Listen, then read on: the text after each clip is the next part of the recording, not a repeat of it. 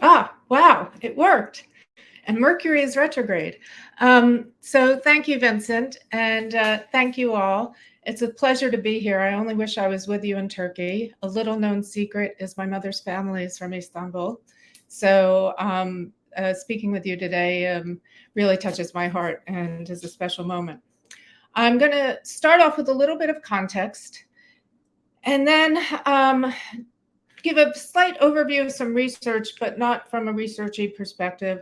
Model of brand citizenship, which is a set of principles we'll be discussing, and then a lot of examples. So let's dive in.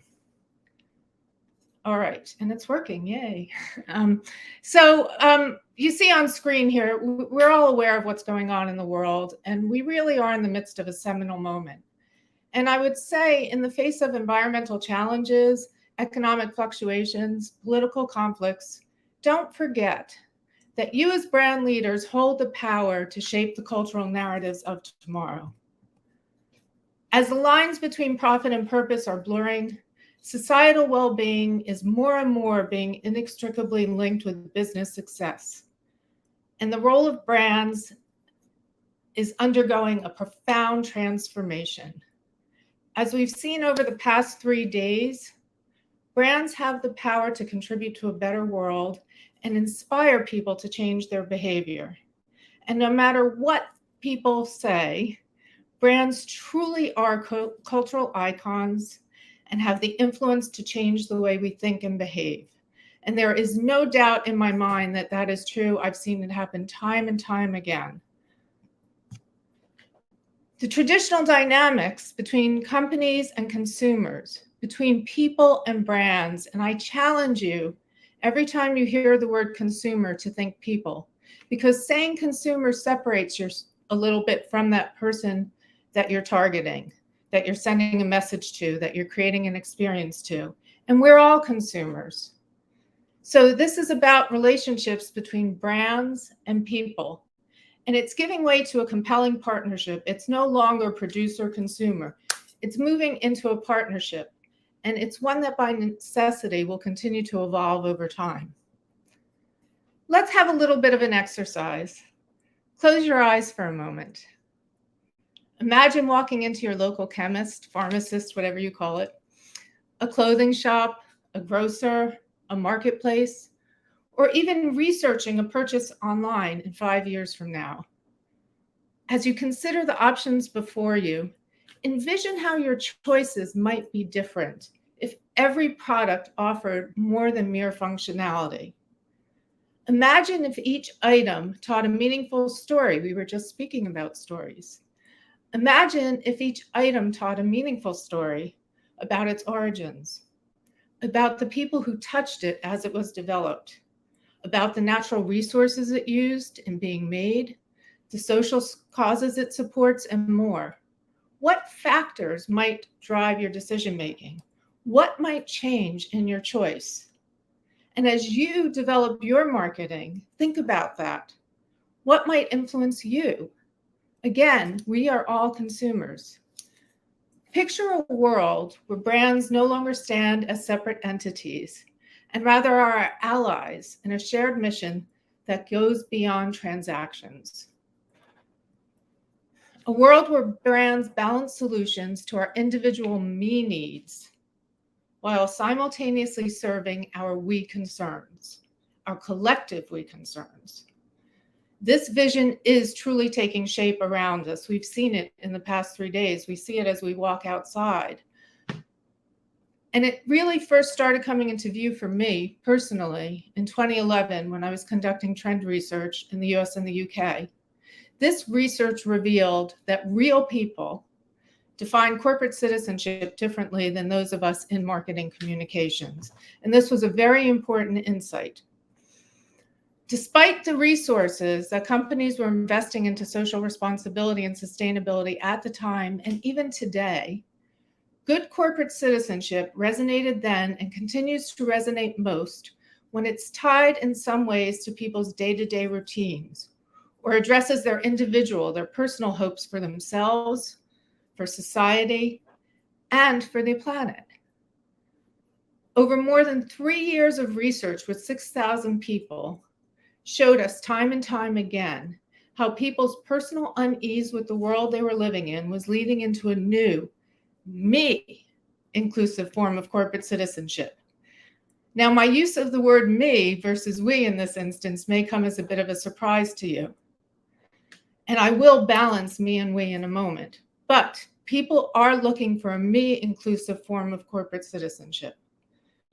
And if you think about it for a moment, to be recognized for the good you're doing, your brand must start by offering fair value and improving your customers' individual lives before it spans outward to sustain the planet and foster social progress. Today, with the recognition of climate change, climate crises, and systemic social issues as existential threats, improving individual lives is evolving to be something bigger. More and more people are seeing how these existential threats impact them personally. But that said, if you're net zero in your operations, if you have a sustainable supply chain, and you're not delivering on your promises to your customers, you won't be in business for too long. People really want brands to deliver value across a me to we continuum. And that's something I've labeled as brand citizenship. So let's take a few minutes now to explore what this really means, and then we'll dive into some examples. Well, let's begin with the term brand citizenship. A brand for me is the human face of a business. It's the human face of a product or a service with which people form a relationship. And that relationship secures preference and loyalty. Citizenship is the call to action for companies to become active participants in society. So sustainability, supply chain management, all of this is about actively participating in society. It's not only about taking a stand and things that we often think of as brands participating in society. So brand, the human face of a business, citizenship, active participation in society, is what this is all about. Brand citizenship as a whole concept signifies the change needed in our approach to brand development.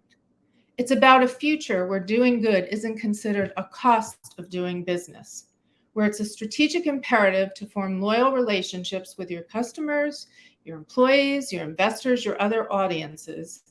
And ultimately, it's a strategic way to innovate and create value. More and more, I'm speaking with my clients about how to see sustainability not as a separate initiative, not as necessarily even a brand building initiative, but as a performance initiative.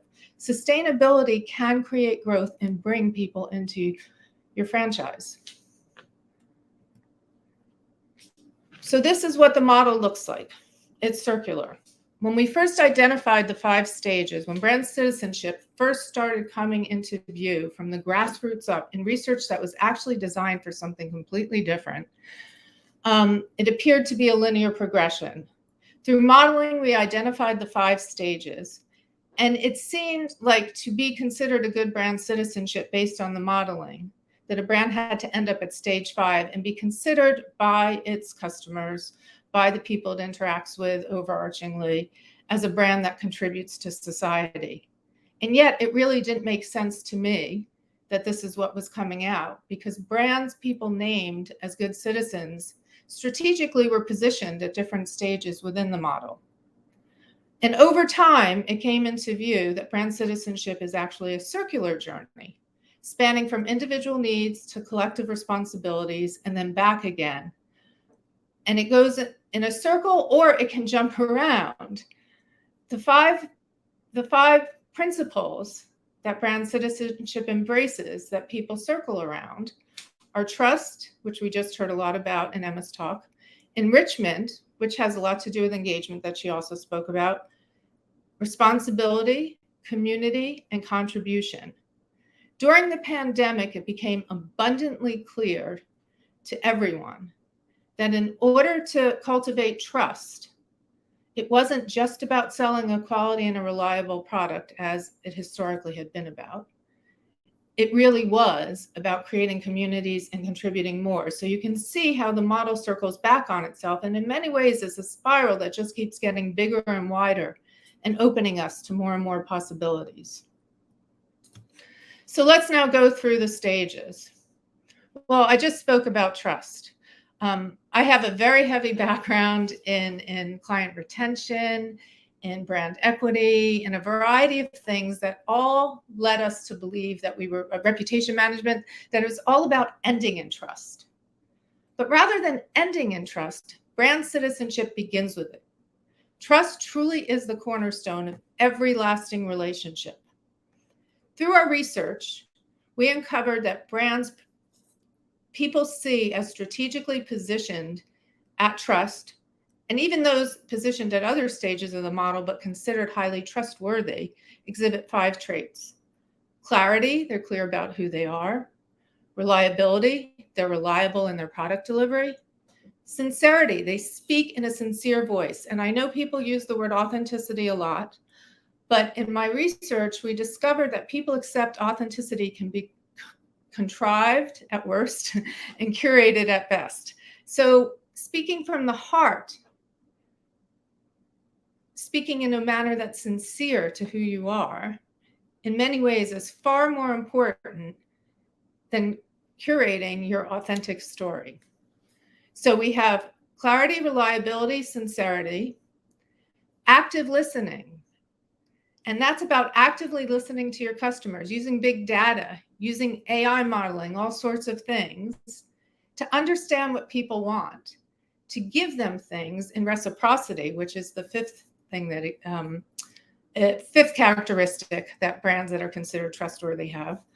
But actively listening to engage them in other ways, not just cross-sell. So much of big data and this everything we track and we cross-tab and we look at is all about how can we sell more? Well, how can you use this information to give people things that they appreciate? So you're viewed as being reciprocal, as giving to give, not just get, in your loyalty programs, in your sustainability initiatives, and your social programs. When we think about trust for a brand, let's think about the friends we trust the most. Like the friends we trust the most, we can rely on trusted brands to do what they say and not make false claims or overpromise. And here we have 3 examples of brands that people name as trustworthy. Beko, a Turkish brand, which, although it is Turkish, I first learned about the appliance brand from an Australian friend who raves about the quality, the customer service, and the eco-friendly settings on her washing machine. For those that don't know Beko, it's in 100 countries worldwide, and it was founded in 1955. So you don't have to be a new brand to be thought of as being actively caring and actively contributing in society. Toyota is the largest car brand in the world. They have an 11.5, if not higher, percent share of market these days. And in large part, Toyota is the largest car brand because of its reliability and trusted reputation.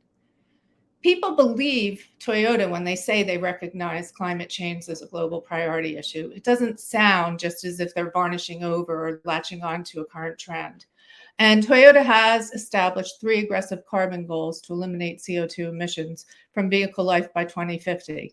I would love to see them do it sooner, but 2050 is, I guess, better than not at all.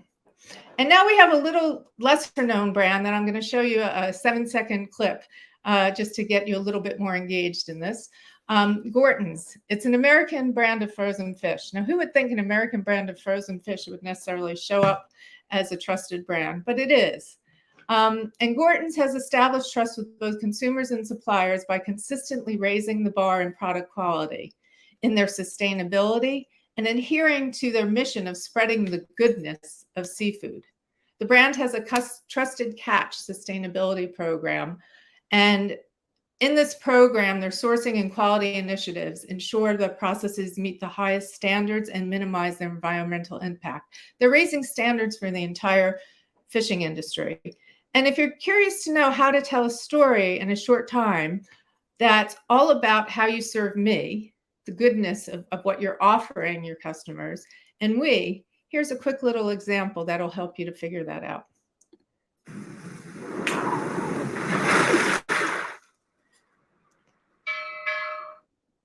In 7 seconds, tasty and sustainable. So we move from me, trust, how you serve me, how you do what you say for me, into mine, enrichment, how you enrich my life.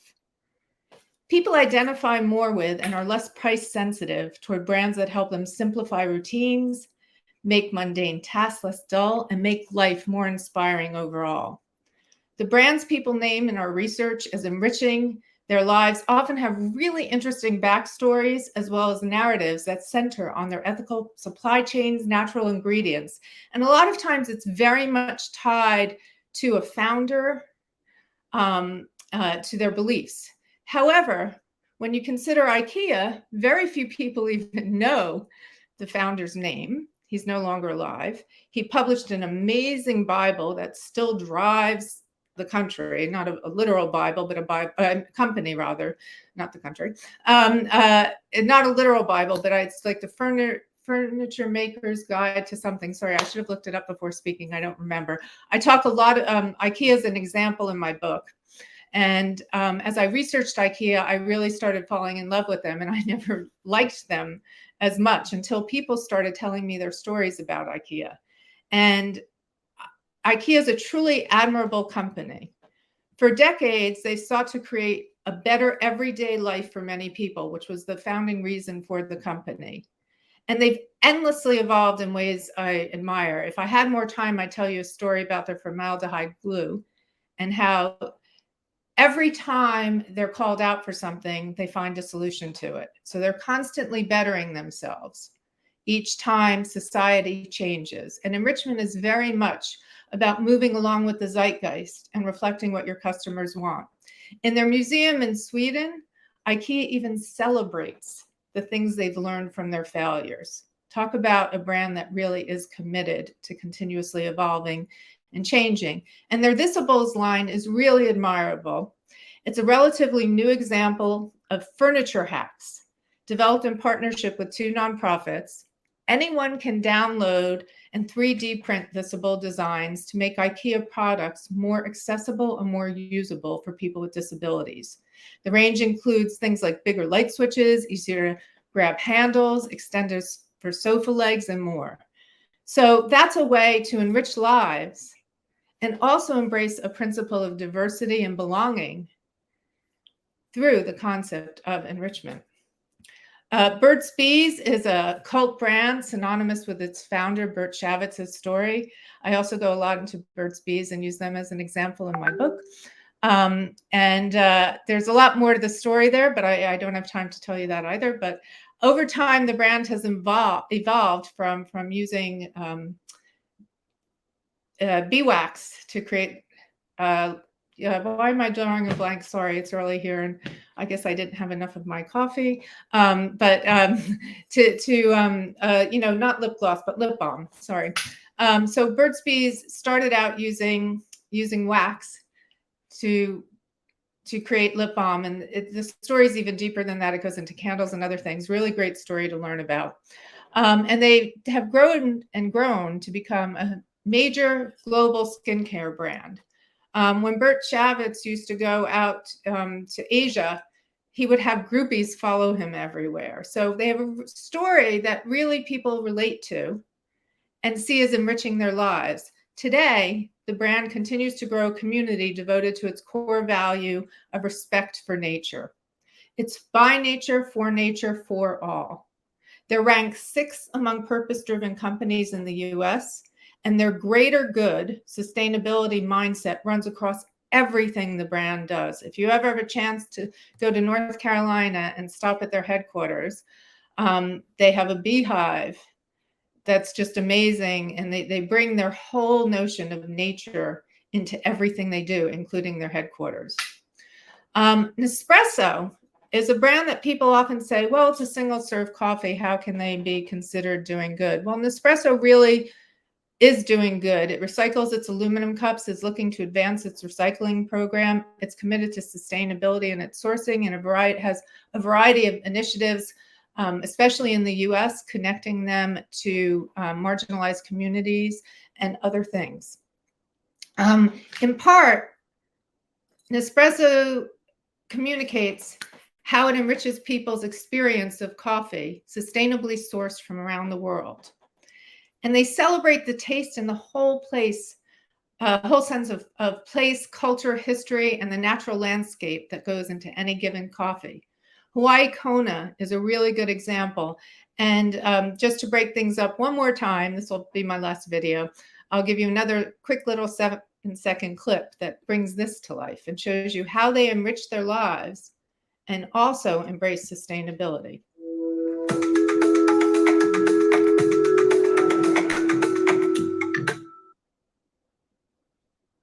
So I assume some of you are now online booking a trip to Hawaii, which actually needs tourism after its recent wildfires.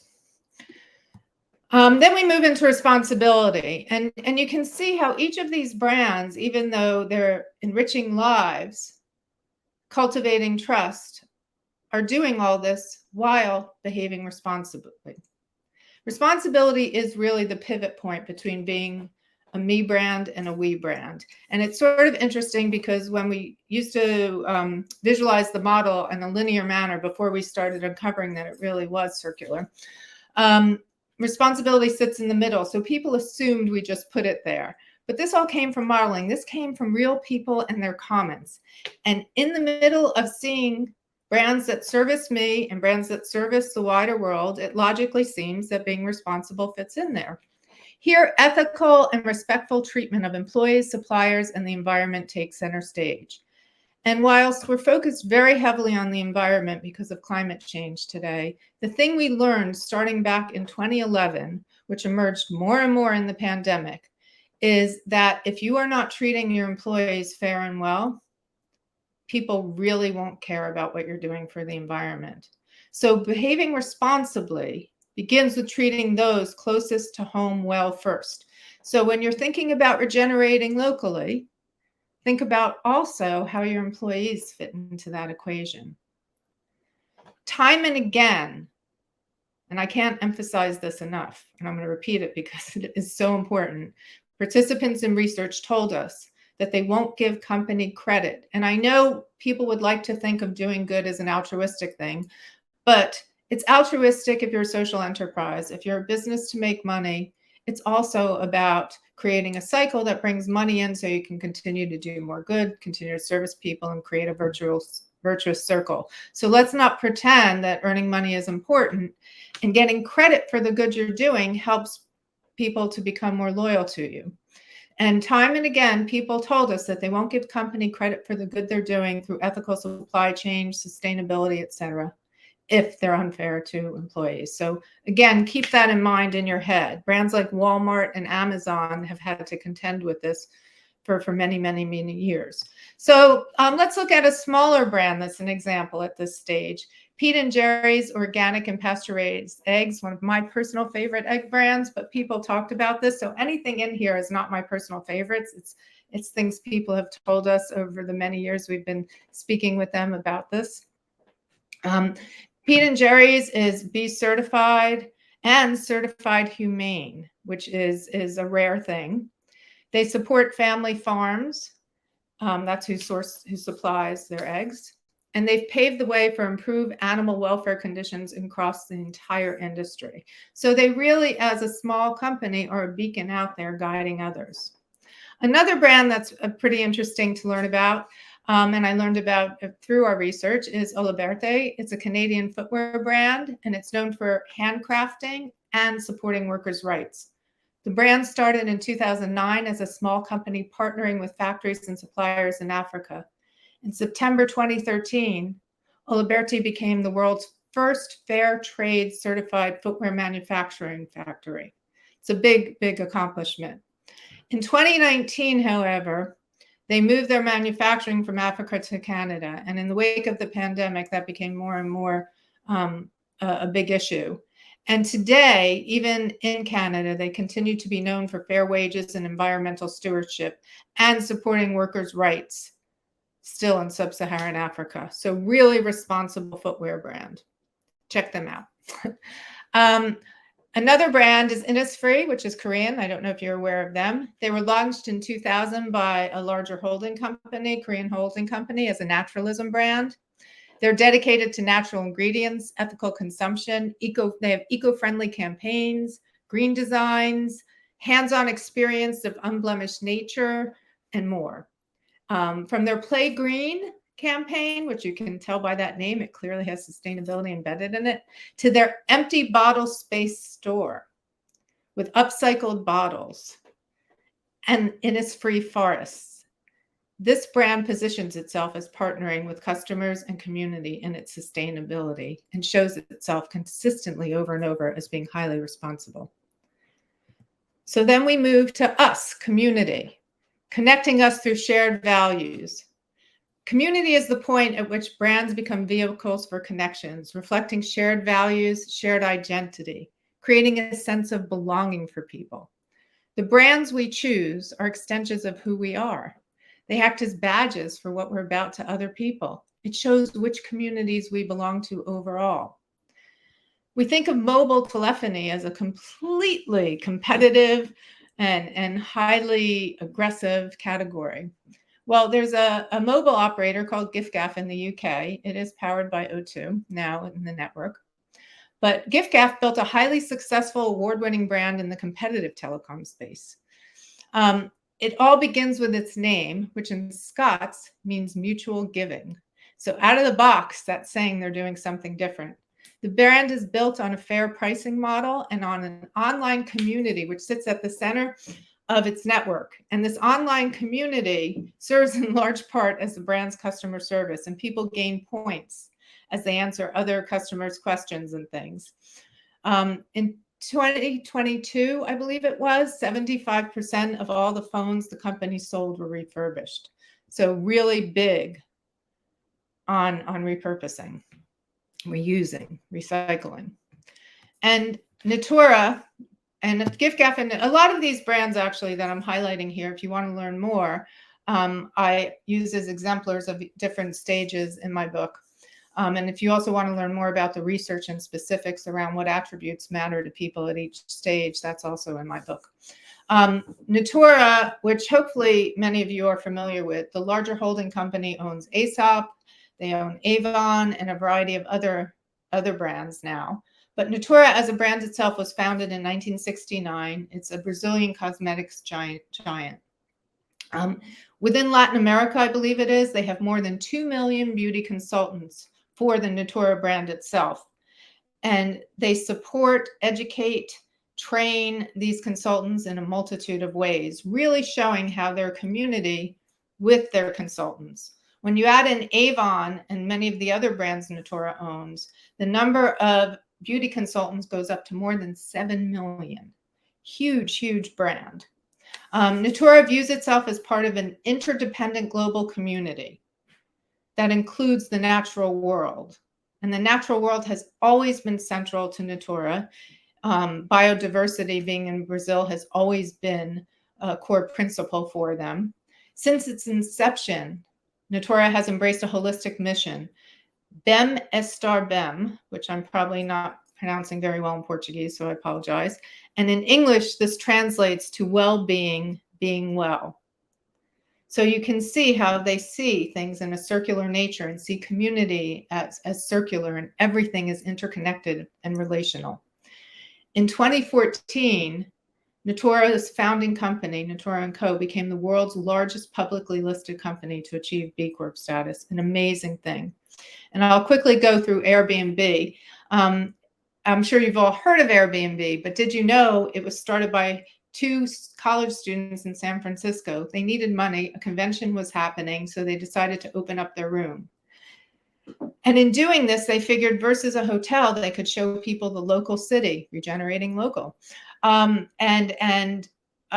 offering them a different type of experience as a tourist in a city. And that's how Airbnb began.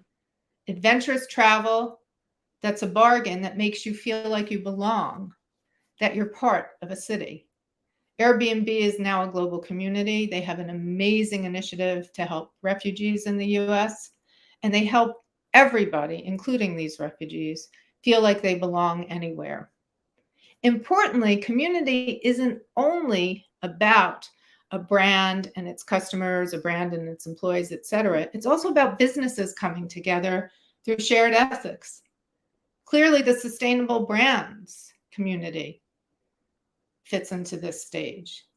A lot of B Corps fit into the stage, but also fair trade, industry associations that bring brands that have shared values together are examples of community. The Forest Stewardship Council and many other associations. And I'm tempted to say finally, but it's not finally, because the minute we come to contribution, we have to start over on trust, although we won't do that today. But stage 5 of brand citizenship is contribution. Brands strategically positioned here generally have contribution embedded into their value proposition.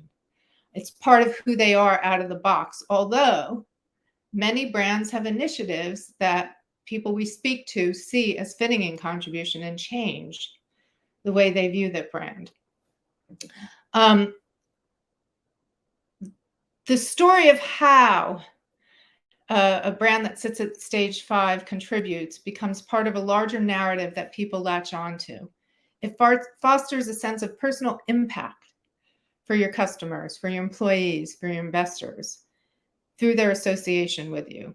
Contribution is all about enriching we. So before I talked about corporate citizenship having to start with a me proposition, but it does have that we proposition in there too, and it has to. Contribution is all about we. And very importantly, you don't have to be a social entrepreneur to be thought of a brand as contributing more, as a brand that makes me feel bigger than me because of my associations with you. Lush is one of my favorite brands to talk about in this. I highlight Lush also very strongly in my book. Most of these brands actually are in my book. And from its ingredients, its naked packaging, its charity pot, 10% employee ownership, Lush investments, and often very controversial ad campaigns in the UK. Lush is really focused on creating a cosmetics evolution for the planet.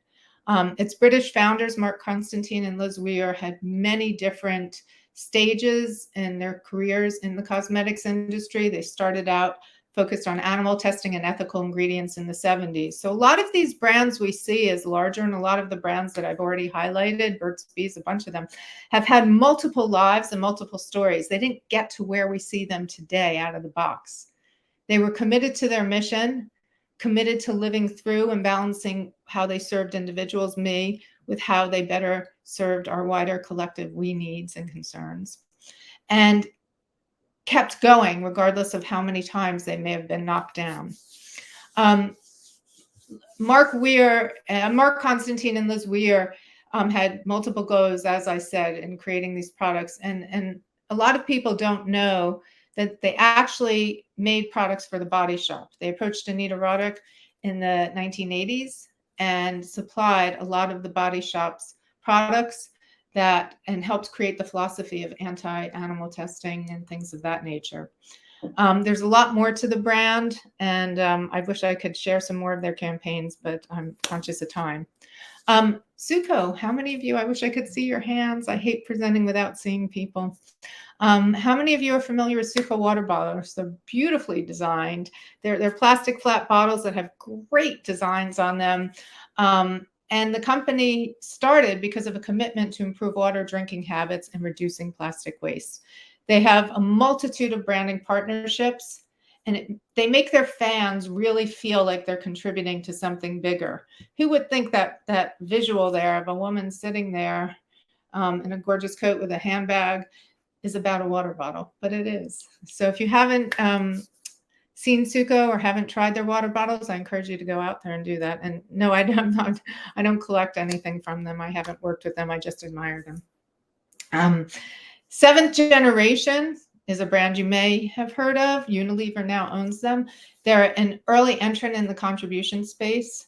And the name comes from a Native American story that's about considering the actions or considering how your actions will impact the next 7 generations. The brand's product marketing and development center really on sustainability and the conservation of natural resources, and it continues to do so regardless of how many different faces. And this is also a brand that's had a multitude of different stages in its life. So that's the 5 steps. And as I've quickly demonstrated, and I wish I had time to give you a little bit more, the journey from me to we is much more than a transition in branding. It really is a metamorphosis in business philosophy that once you start getting into it will also help break down historical silos across organizations. It will unite not just marketing and PR and communications, but unite marketing, R&D, PR and communications, sustainability, HR, and I've even seen it bring finance into the fold with many of my clients. It all depends on how you go about doing it. But the notion of these 5 steps is very much about bringing an organization together and transforming the model of how we conduct business. We truly are today standing at a crossroads. And as brand leaders, you're tasked with shaping the trajectory for your brands and the collective future we're all looking to create. That's why you're here. Embracing the principles of brand citizenship will help you infuse purpose in every facet of your organization and weave the collective we into the fabric of your identity alongside targeting your customers' me challenges and delivering individual benefits. Brand citizenship is an ethos. And yes, it has 5 stages and 5 steps, but I don't always work with that with my clients. It's more about the principles it represents and how you create an ethos of citizenship in an organization and a sustainability mindset. It's not about a rigid model. It's not a check the box exercise. You'll never be one and done. And as you go about this, as I'm sure you've all learned, whether you're taking a stand or trying a sustainability campaign or something, you will make some mistakes along the way. Becoming an active participant in society is not necessarily easy, but it is important. And it does bring more meaning into your everyday work. So be prepared. You will make some mistakes, and taking risks always has mistakes that come along with it. The important thing is each time you or a competitor does good, and each time people's views in society change, the bar will be raised for you to deliver more. And we're seeing that every day now. So today, as you consider your brand's pathway and your personal pathway along the Me to We continuum, I challenge you, as we're coming to the end of this 3 days, I challenge you to reimagine your role as that of a steward of change, alongside being a marketer of products and services. So thank you. It's been a real pleasure being here.